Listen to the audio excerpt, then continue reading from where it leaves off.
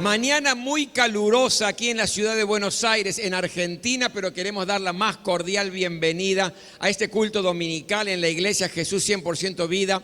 Aquellos que están en forma presencial en nuestro templo, pero también queremos dar la bienvenida a todos aquellos que nos siguen a través de las redes sociales. Un abrazo muy caluroso.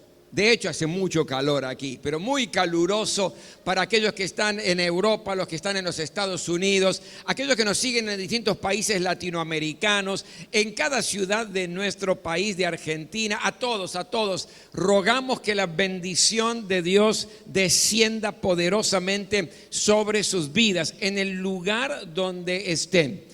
Y yo quiero robar un poquito su atención, aquellos que están aquí y aquellos que están por las redes, y que quiero que preste atención a la palabra de parte de Dios sembrada en nuestros corazones en el día de hoy.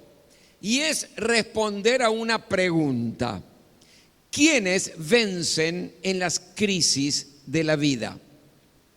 ¿Cómo podemos nosotros y qué tenemos que hacer? ¿Qué características tenemos que tener para poder vencer en las crisis que la vida nos presenta? Hay una realidad: no podemos evitar las crisis en la vida. Nos guste o no, querramos o no, en cada área de nuestra vida, en diferentes circunstancias y momentos, atravesamos por problemas. Atravesamos por momentos difíciles. A veces está relacionado a nuestra familia, a la relación entre esposo y esposa, padres con hijos. A veces está relacionado a la crisis, a cuestiones personales, situaciones del corazón, pensamientos. A veces está relacionado a la parte laboral, que no alcanza para poder vivir dignamente o traer el pan dignamente a la casa. Las cosas aumentan muchísimo más, hablando aquí desde Argentina, con una inflación galopante.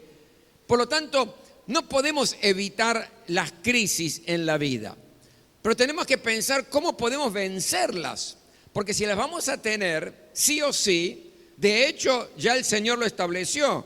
En el mundo van a tener aflicción, pero confíen, yo he vencido al mundo. Ser cristiano evangélico, tener a Cristo en el corazón, no te hace exento de cualquier situación problemática. ¿Y dónde está la diferencia, pastor, con alguien que no conoce al Señor entonces? En que aquel que no conoce al Señor termina aplastado por el problema, termina aniquilado por la crisis, pero los que tenemos a Cristo en nuestro corazón, tenemos el poder sobrenatural del Señor para enfrentar y vencer las crisis que la vida nos presenta. ¿Cuántos dicen amén a eso? Yo quiero invitarte a que abras la Biblia en el libro de Segunda de Reyes, en el capítulo 6 y capítulo 7. Y quiero que lo mantengas abierto en estos dos capítulos, porque en Segunda de Reyes capítulo 6 y capítulo 7 nos enseña cuáles son las características, las condiciones de hombres o mujeres que tienen la capacidad de vencer en las crisis de la vida. Permítame ubicarlo un poco en el contexto de este problema, en el contexto de esta crisis que se estaba atravesando. Corría el año 850 antes de Jesucristo y Joram era el rey de Israel, el reino del norte, que tenía como capital a Samaria. Joram era un pésimo rey, hizo atrocidades, alejado totalmente de la voluntad de Dios.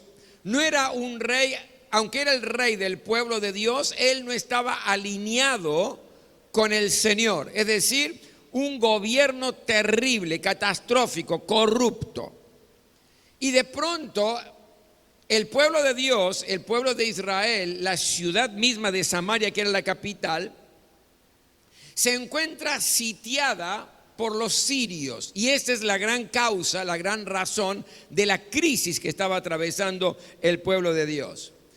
¿Qué significa que estaba siendo sitiada? Bueno, el sitio a una ciudad es una estrategia militar. Cuando, por ejemplo, sitiar significa que está la ciudad y alrededor de la ciudad el ejército invasor, el ejército que quiere conquistar, la rodea y no permite que nadie salga y nadie entre de la ciudad.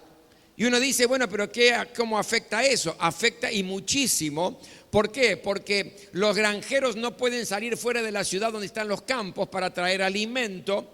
No hay un comercio con otros pueblos. Por lo tanto, como el sitio dura bastante tiempo, se va poco a poco agotando los recursos que están dentro de la ciudad. Y eso es lo que estaba aconteciendo con el pueblo de Dios en Samaria. Los sirios sitiaron la ciudad de Samaria y la cosa se estaba complicando. Cuando uno lee los pasajes bíblicos del capítulo 6 y capítulo 7, ve mínimamente 3 resultados que produjeron el sitio de Samaria.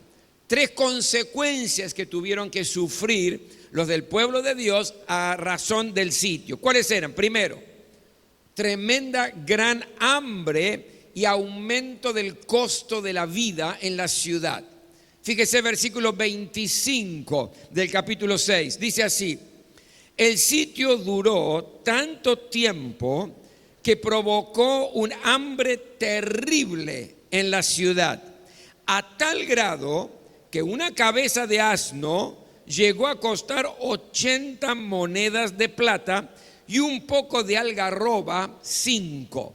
En otra versión dice que un puñado o un cuarto de estiércol de paloma. Mire el hambre que había en la ciudad en ese tiempo, que tenía un valor increíble el estiércol de paloma. Por lo tanto, lo primero que produjo el sitio de los sirios a la ciudad de Samaria es hambre. Hambre, pero gran hambre, como dice aquí, terrible en la ciudad.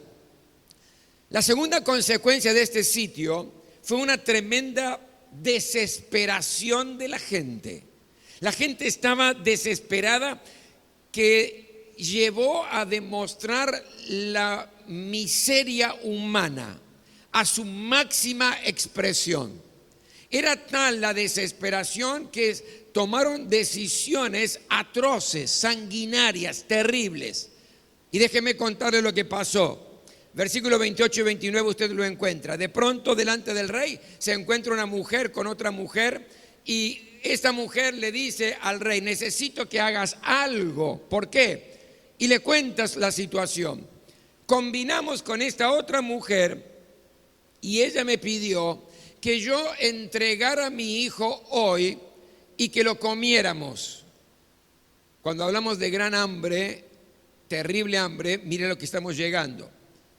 Y ella dijo que hoy comemos mi hijo y que mañana ella entrega a su hijo y lo comemos mañana. Y yo hice eso. Entregué a mi hijo, lo cocinamos y lo comimos. Pero al día siguiente, le dice esta mujer al rey, al día siguiente, cuando le dije, bueno, ahora entrega a tu hijo para que lo cocinemos y comamos, ella lo escondió. Actitudes de desesperación extrema, sanguinaria, cosas terribles estaba generando el sitio. Imagínense el nivel de crisis que estamos hablando cuando tenemos esta historia. Pero la tercera consecuencia, atroz y feroz también, es que el líder de la nación, Joram, los que tienen que tomar decisiones frente a las crisis, los que tienen autoridad frente a las crisis, estaba absolutamente derrotado. En el versículo 17 dice: si el Señor no te salva, respondió el rey, ¿de dónde voy a sacar yo comida para salvarte? ¿Del granero, del lagar? ¿Qué te pasa? Lo que está diciendo aquí Joram, no sé qué hacer. Estaba derrotado por un tremendo pesimismo, amargura, dolor, desconcierto. No sabe qué decisiones tiene que tomar. Por lo tanto, noten lo siguiente: la crisis era tan profunda porque el sitio de los sirios en la ciudad de Samaria, estaba aniquilando, destrozando la ciudad, el pueblo de Dios. Y yo creo que cuando atravesamos crisis en nuestra vida, en cualquier orden, ¿no? En cualquiera de las áreas de nuestra vida, aparecen estos condimentos, aparecen estas situaciones de escasez y miseria. Y cuando hablamos de escasez y miseria, no hablamos solamente de escasez y miseria desde el punto de vista del dinero, de lo económico, sino que también hay una escasez y una miseria en relación a la paz. Hay escasez de armonía, hay escasez de alegría cuando estamos en medio de una crisis. Hay escasez de ideas, no sabemos qué hacer. Hay escasez de satisfacción. Todos sentimos una profunda insatisfacción. ¿Por qué? Porque cuando atravesamos una crisis en la familia, en el trabajo, en lo personal, en lo ministerial, tenemos esa sensación que falta, hay miseria. Pero también aparece desesperación. Las crisis nos desesperan y nos pueden llevar al punto de tomar decisiones que después trae consecuencias terribles. Imagínense la decisión que habían tomado estas mujeres de comerse a los hijos. Decisiones atroces. Y lo mismo puede acontecer con usted y conmigo cuando atravesamos crisis duras y profundas. No estoy diciendo a este nivel de comerse los niños, por supuesto que no, pero sí estoy diciendo que tomamos decisiones en medio de la desesperación. Y escuche bien, cuando usted decide, cuando está desesperado, lo más probable es que va a decidir mal. Cuando estamos decidiendo, tomando decisiones en medio de una crisis y no sabemos qué hacer por la desesperación, va a traer consecuencias graves. Pero también hay desconcierto. ¿Qué hacemos? ¿Cómo actuamos? ¿Cómo salimos de esta situación? En medio de la crisis que estaba viviendo el pueblo de Dios allí en Samaria, aparece el profeta Eliseo. Y el profeta Eliseo da una palabra profética de parte de Dios que le brindaba la salida al pueblo. Capítulo 7, versículo 1 y versículo 2, escuche lo que dice. Eliseo dijo: oigan la palabra el Señor que dice así: mañana a estas horas, a la entrada de Samaria, podrá comprarse una medida de flor de harina con una sola moneda de plata y hasta una doble medida de cebada por el mismo precio. El ayudante personal del rey replicó: no me digas, aun si el Señor abriera las ventanas del cielo, no podría suceder tal cosa. Pues lo verás con tus propios ojos, le advirtió Eliseo, pero no llegarás a comerlo. En medio de la crisis aparece una promesa de parte del Señor que revertía toda la situación. Dios le dice: ahora están sufriendo, la crisis es profunda, pero mañana a esta hora la cosa va a cambiar radicalmente, dice el Señor. Donde antes un puñado, un cuarto de estiércol de paloma valía 5 monedas, ahora van a poder comprar harina y cebada a una sola moneda. Era tal lo que pasaba allí que el ayudante del rey, en medio de la desesperación, dice: mira, aunque el Señor lo diga, aunque no lo diga, eso es imposible. Por más que Dios abra los cielos, esto no puede pasar. ¿Por qué? Porque estaba mirando la realidad, estaba mirando las cosas con los ojos de la razón y no los ojos de la fe, porque no estaba creyendo en la promesa de parte de Dios para con ellos. ¿Quiénes son las personas que pueden salir de las crisis de la vida? Frente a la miseria, al desempleo, frente a un dolor profundo en el alma, frente a problemas agudos, cuando las puertas están todas cerradas, hace falta más que entusiasmo, hace falta más que optimismo. Por eso, ¿quiénes pueden vencer en las crisis de la vida? ¿Qué respuesta podemos encontrar? E increíblemente, estos 2 capítulos nos dan la salida, aunque parece absolutamente absurdo lo que nos cuentan. ¿Quiénes pueden vencer en la crisis? Lo primero que aprendo aquí es personas que saben sufrir y que saben padecer en la vida. Los héroes de la historia de la salida de la crisis del pueblo de Dios, porque el pueblo de Dios salió de esa situación, no fueron soldados valientes, no fueron mercenarios violentos dispuestos a dar su vida por el pueblo y a enfrentar a los sirios. Los héroes no fueron diplomáticos que llegaron a un acuerdo con el general de Siria. Los héroes que tuvieron esta historia no fueron políticos que en medio de jugadas bien astutas revirtieron la situación. Los héroes de esta historia que hicieron que saliera de la crisis todo un pueblo fueron 4 leprosos. ¿Escuchó bien, verdad? 4 leprosos. Miren lo que nos dice capítulo 7 en el versículo 3 y 4. Ese día 4 hombres que padecían de lepra se hallaban a la entrada de la ciudad. ¿Qué ganamos con quedarnos aquí sentados esperando la muerte?, se dijeron unos a otros. No ganamos nada con entrar en la ciudad. Allí nos moriremos de hambre con todos los demás. Pero si nos quedamos aquí, nos sucederá lo mismo. Vayamos pues al campamento de los sirios para rendirnos. Si nos perdonan la vida, viviremos. Y si nos matan, de todos modos, moriremos.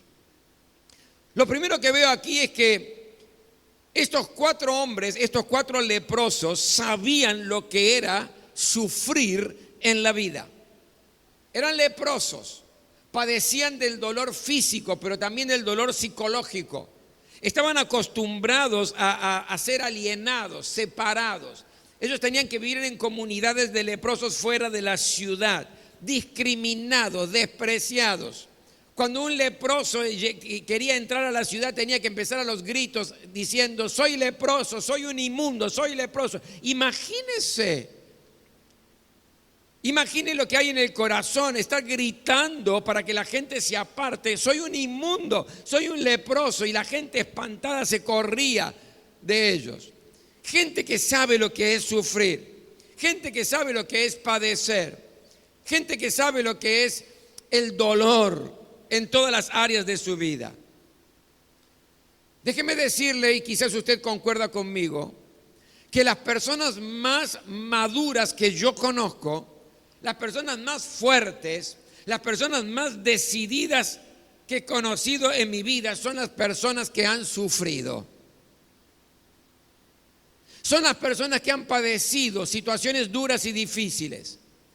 Y no estoy haciendo una apología del sufrimiento y una defensa del sufrimiento. Lo que estoy diciendo es que hay un lado positivo en el dolor, hay un lado positivo en el sufrimiento que nos hace más valientes, que nos hace más fuertes, que nos hace más maduros, que nos permite crecer. Porque cuando las cosas van bien y queremos que sea muchísimo tiempo en nuestra vida, no es para crecer o para madurar. Cuando las cosas van bien es para disfrutar. ¿Cuántos me entienden? Digan amén. Cuando las cosas fluyen con naturalidad y no hay problema y la situación está linda, ahí hay que disfrutarlo, y queremos que sea mucho tiempo, el mayor tiempo posible para disfrutar. Pero no crecemos en la algarabía, no crecemos con las risas, no crecemos con esos momentos donde nos sentimos bien. Crecemos en medio de las crisis. Nos volvemos personas más maduras, más serias, más responsables, que con un trasfondo de valentía, con la capacidad de poder orientar y ayudar a aquellos que padecen situaciones parecidas. Por lo tanto, ¿quiénes son las personas que vencen las crisis con mayor facilidad? Son aquellos que han sufrido en la vida. Por lo tanto, mi querido, si has sufrido en la vida o estás sufriendo, no te quejes, mira la parte positiva. Vas a salir con mayor vigor, con mayor valentía, con mayor fortaleza, porque la crisis no vino para quedarse. Las crisis en nuestra vida, mi querido, tienen fecha de vencimiento. Lo cierto es que cuando vencieron vas a ser mucho más maduro en tu fe, en tu vida, mucho más valiente, mucho más osado en el nombre de Jesús. La segunda característica de aquellos que vencen en la crisis son personas que están dispuestas a actuar en medio del momento difícil. Para salir de un tiempo de crisis, mi querido, se necesita acción. Se necesita hacer algo. En medio del problema, en medio de la situación compleja, resignarse o bajar los brazos o renunciar o ser negligente o indiferente o aceptar la derrota sin luchar no es digno. No es digno. Escúcheme bien. Las personas que salen de la crisis son aquellas que están dispuestos a actuar, a hacer algo. Fíjese, versículo 3. Dijeron ellos, ¿qué ganamos con quedarnos aquí sentados esperando la muerte? Se dijeron uno al otro. Versículo 4.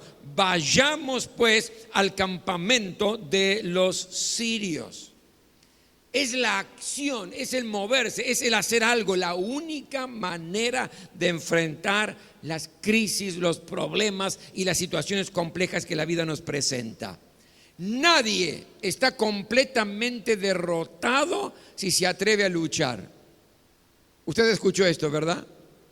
Nadie está totalmente derrotado si tiene la osadía y el valor de luchar, de enfrentar la crisis. Los que triunfan no son personas especiales, son personas comunes, pero con una determinación y una decisión fuera de lo común. Había un muchacho, familia desastrosa, maltratado por su padre a más no poder, y toma la decisión de huir de su casa porque no aguantaba más la situación. Cuando va a la calle se transforma en un mendigo, en un callejero, despreciado por la gente. En realidad peor no le podía ir a este muchacho. ¿Cuál era el pronóstico de vida? Y un don nadie, un fracasado, un mendigo, alguien que no sirve ni para él ni para la sociedad. Encima de todo eso, a los 29 años se quedó sordo. Y esto agudizó mucho más la crisis. Pero este muchacho tomó la decisión de luchar, de luchar, de luchar. Aprovechó el dolor, aprovechó el sufrimiento, aprovechó las situaciones complejas. Le dieron valor, le dieron madurez, le dieron crecimiento. Y tomó decisiones al punto tal que este muchacho se transformó quizás en el músico más destacado de la historia. Estamos hablando de Ludwig van Beethoven. Mi querido, ¿quiénes vencen en las crisis? Aquellos que están dispuestos a actuar, a hacer algo. Pero en tercer lugar, personas que entienden que el tiempo de actuar es ahora. No patean para más adelante. Y sí, yo después voy a ver qué hago. Y cuando se acomode un poquito la situación, ahí sí voy a enfrentar este problema que estoy atravesando. No, mi querido. Fíjese versículo 5. Al anochecer se pusieron en camino. Apenas los leprosos reflexionaron, dijeron, si nos quedamos acá, si entramos a la ciudad, morimos de hambre. Si nos quedamos acá, morimos de hambre. Vamos a rendirnos y por ahí nos perdonan la vida. Y si nos matan, igual nos íbamos a morir. Esa es la decisión.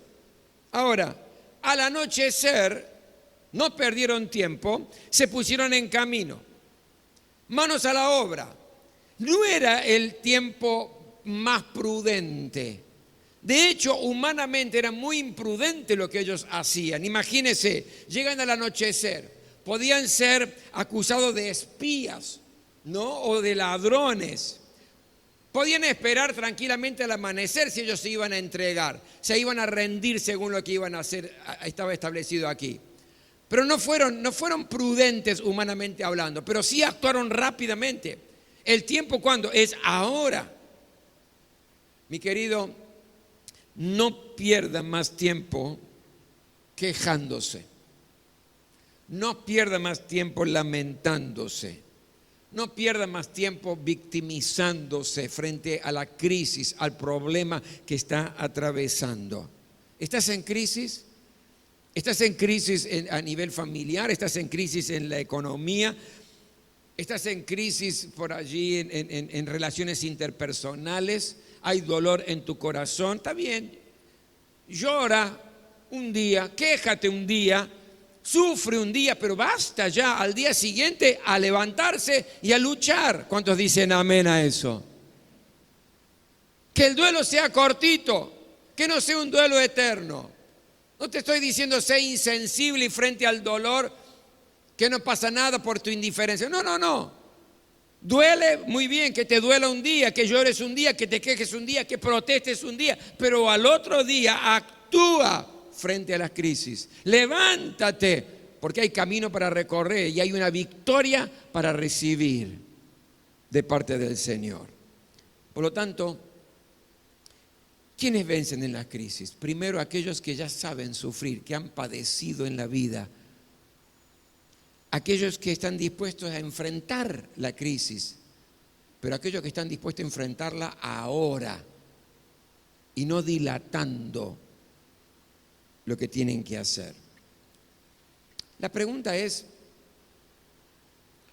¿y qué hace Dios cuando encuentra personas así?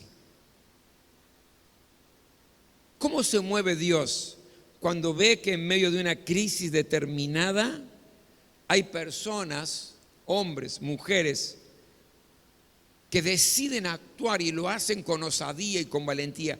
¿Qué hace Dios? Dios hace una acción simultánea.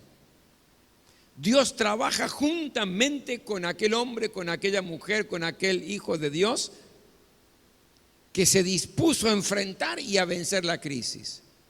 Trabaja simultáneamente. Fíjese, en el capítulo 7, del versículo 5 al versículo 7, dice que llegan estos a la noche al campamento, los 4 leprosos llegan al campamento y de pronto se dan cuenta que no había nadie en el campamento de los sirios. Recuerden, habían rodeado toda la ciudad, pero no había absolutamente nadie. ¿Y qué pasó? Nos cuenta la historia bíblica que el Señor confundió a los sirios haciéndoles ruido de carros y ruido de caballería como si fuera un gran ejército.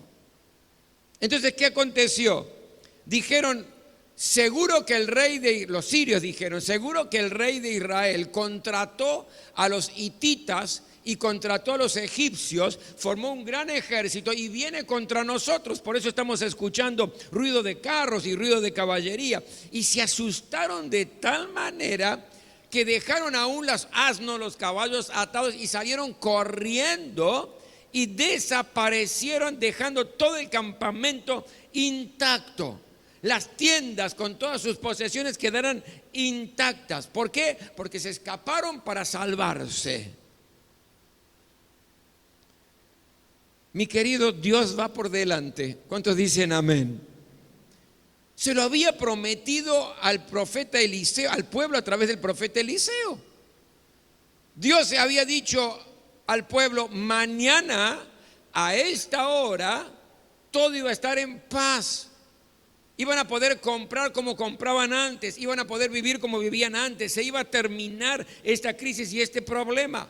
Dios se lo había prometido y cuando vio el Señor estos 4 hombres valientes, leprosos pero valientes, actuó en forma simultánea con ellos.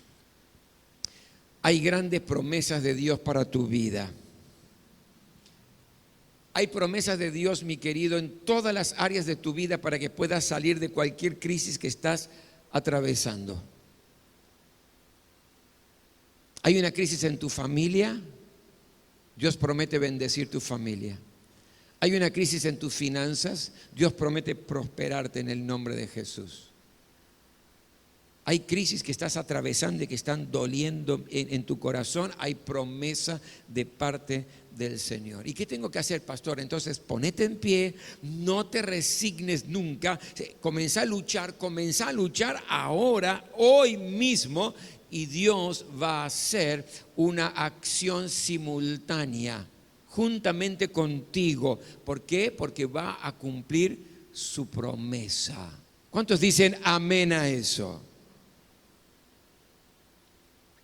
Y por último, la tercera pregunta es, ¿cuál tiene que ser la actitud de aquel que recibe bendición de Dios en tiempo de crisis? En primer lugar, tenemos que aprender a recibir la bendición de Dios. Mira lo que pasó aquí. Dios, estos cuatro leprosos llegaron, vieron que estaba todo vacío, se metieron en una de las carpas y allí comieron, bebieron, se saciaron, tomaron oro, plata, joyas y lo escondieron. Luego entraron a otra carpa, igual, comieron, agarraron todo y lo escondieron. Es decir, recibieron la bendición de Dios. A veces pedimos la bendición de Dios y no sabemos recibirla. Cuando usted está siendo bendecido por el Señor, abra su corazón, abra sus brazos y reciba lo que Dios está prometiendo sobre su vida. Pero en segundo lugar, ellos evaluaron la responsabilidad que tenían con los otros, porque dijeron, no es justo que nosotros disfrutemos de todo esto y que todavía el pueblo esté sufriendo pensando que viene una masacre, que la cosa está cada vez peor. Estamos siendo bendecidos, por lo tanto no es justo quedarnos aquí. Tenemos que dar a conocer esta buena noticia. ¿Por qué? Porque somos bendecidos para bendecir. Y esto me lleva a una reflexión. No es justo, mi querido, que usted y yo seamos bendecidos por el Señor y no compartamos esa bendición con aquellos que nos rodean. Usted y yo tenemos la salvación en Cristo Jesús. No es justo que no compartamos esa bendición con los vecinos, con los familiares, con los amigos. No es justo. Si usted ha sido bendecido con el perdón de sus pecados, tenemos que comunicar esto, tenemos que compartir. Si Jesús es el Salvador y Señor de su vida, que le guía, que le fortalece, que lo bendice, que lo lleva de victoria en victoria, hay que compartir esta bendición con aquellos que nos rodean. Somos bendecidos para bendecir. Yo creo que es tiempo de vencer las crisis de la vida. Ninguna crisis es tan grande y es tan poderosa que usted en Cristo Jesús no pueda destruirla en esta hora y salir victorioso. Y noten, en estas historias hablamos de crisis que involucraban vida o muerte. Quizás nuestras crisis son de problemas y gracias a Dios que no sean de vida o muerte, pero son de problemas. Y si Dios actuó poderosamente y nos enseñó en las peores crisis de la vida como estas, ¿cuánto Dios más va a obrar en tu situación o en mi situación? No importa el nivel de gravedad, no importa cuánto dolor, no importa cuánta tristeza, no importa cuán grave veas que sea la circunstancia y la situación que estás padeciendo. Es, mi querido, el tiempo de actuar hoy en función de la promesa que Dios te ha dado y vas a salir victorioso en tu crisis. Nos ponemos todos de pie.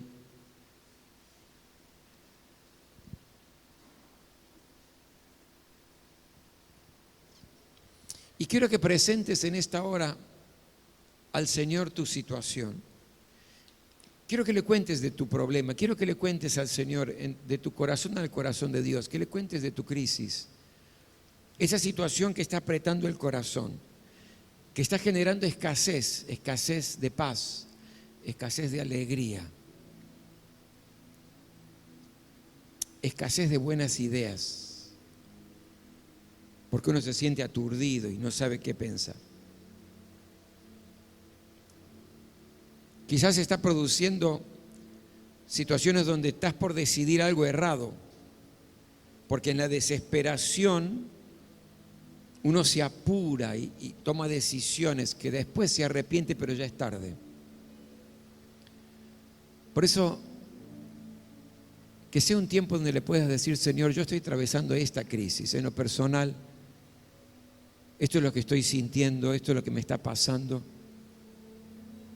pero yo, como estos 4 leprosos, estoy dispuesto a actuar, a hacer algo hoy, ahora, sin perder más tiempo. Y gracias, Señor, porque tu promesa va a actuar conjuntamente con mi acción. Vamos a trabajar juntos, Señor. Gracias, porque no eres hombre para mentir, porque si lo prometiste lo vas a cumplir. Yo recibo tu bendición, recibo tu promesa. Aleluya, aleluya. Bendito eres, Santo. Señor, yo te ruego ahora en el nombre de Jesús que esta palabra lanzada a los corazones, a las mentes de cada uno de mis hermanos, los que están aquí, los que están en sus casas, pueda traer fruto. Yo te ruego, Señor, en el nombre de Jesús, que las crisis no sean situaciones que nos aplasten, que nos destruyan. Líbranos, Señor, de la resignación. Líbranos de bajar los brazos. Líbranos, Señor, de la indiferencia, de la negligencia. En esta hora te rogamos, Señor, osadía en el poder de tu Espíritu Santo para poder enfrentar y vencer. Gracias, Señor, porque hay promesa tuya y nosotros la recibimos hoy. Hay promesa, Señor, para cada situación de nuestra vida. Y creemos que no eres hombre para mentir. Por eso, en el nombre de Jesús, nuestra actitud cambia hoy. No tenemos más la actitud de derrota, de resignación, como que no podemos hacer nada. Nuestra actitud hoy, a la luz de tu palabra, es todo lo contrario. Señor, nos ponemos en pie, enfrentamos el problema hoy. Y gracias porque vas a actuar simultáneamente con nuestra acción. Bendito sea tu nombre. Glorificamos tu nombre, Señor. Aleluya. Queremos en esta hora exaltar, adorar, reconocer al Señor como el dueño total y absoluto de nuestra vida. Y vamos a hacerlo a través de nuestros diezmos y de nuestras ofrendas. Quiero que prepare su diezmo con honestidad, su ofrenda con generosidad y con alegría, tal cual nos enseña la palabra del Señor. Y quiero orar en esta hora y rogar que nunca falte nada en la casa de sus hijos. Y no solamente eso, sino que tengamos lo suficiente para poder dar al que padece con necesidad. Y por otro lado también, traer nuestros diezmos y nuestras ofrendas para extender el reino de Dios en esta tierra. Prepare allí su ofrenda, téngala en su mano. Señor, en el nombre poderoso del Señor Jesucristo, quiero agradecerte en esta hora, porque dependemos de ti. Tú nunca nos abandonas, nunca, Señor, nos has dejado. Has sido nuestro proveedor en todas las áreas de nuestra vida. Y gracias, Señor, por el trabajo. Gracias porque vas a abrir nuevas puertas. Aquellos que reciban con fe esta palabra, Señor, estás abriendo nuevas puertas. Puertas de bendición, puertas de creatividad, puertas, Señor, donde habrá prosperidad. En medio de un temor generalizado por la crisis económica, Señor, tú pones paz en los corazones de tus hijos. Y habrá aumento de salario. Habrá juicios a favor de tus hijos, Señor. En el nombre de Jesús. Señor, gracias porque damos y no tenemos menos, sino que tenemos más. Porque has prometido sobreabundar en nuestra finanza si somos honestos con los diezmos y ofrendas. Por eso en esta hora te adoramos y te exaltamos con algo de todo lo que tú nos das, porque todo lo bueno proviene de ti. Recibe, Señor, esta ofrenda como alabanza a tu nombre, por Cristo Jesús. Amén. Amén. Traiga su diezmo, su ofrenda. Gracias. Y permítame compartirle algunas cosas muy importantes. Estamos llegando a fin de año. Terminado este culto, atención todos aquellos del Ministerio de Impactando Familias, terminado este culto, estará el almuerzo de fin de año aquí en el primer piso. Así que todos los que han estado trabajando, colaborando en Impactando Familias, más las familias que se han invitado para poder estar, será hoy el almuerzo de fin de año y será aquí en el primer piso, terminado el culto. Miércoles de milagros, cada miércoles a las 20 horas, estamos enviando el link allí a su WhatsApp para que usted pueda cliquear, entrar y tener un tiempo de oración, un culto que dura 1 hora, donde hay un devocional de la palabra del Señor. Además del devocional breve, hay un tiempo de oración por las cargas, por los problemas, por las necesidades familiares, personales, de la iglesia, del país. Clamamos al Señor. Pero también hay un tiempo para testimonio y es maravilloso escuchar cada miércoles testimonios de respuesta de Dios a nuestras oraciones. Así que próximo miércoles a las 20 horas por Zoom, en vivo, tenemos nuestro culto.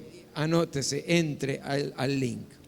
El próximo sábado habrá culto también de jóvenes a las 20:30. Todos los que son jóvenes están invitados. Tienen que estar aquí para adorar, para exaltar, para esperar el tiempo nuevo de parte del Señor sobre nuestras vidas. Así que vida joven a las 20:30 horas. Próximo domingo, quiero que presten mucha atención. Próximo domingo estará a las 16:30 horas, 4:30 de la tarde. Todos los que son líderes de célula familiar tienen que estar aquí, porque tendremos el curso de capacitación ministerial para líderes. Presten atención, todos los líderes de célula familiar, 4:30, tienen que estar aquí.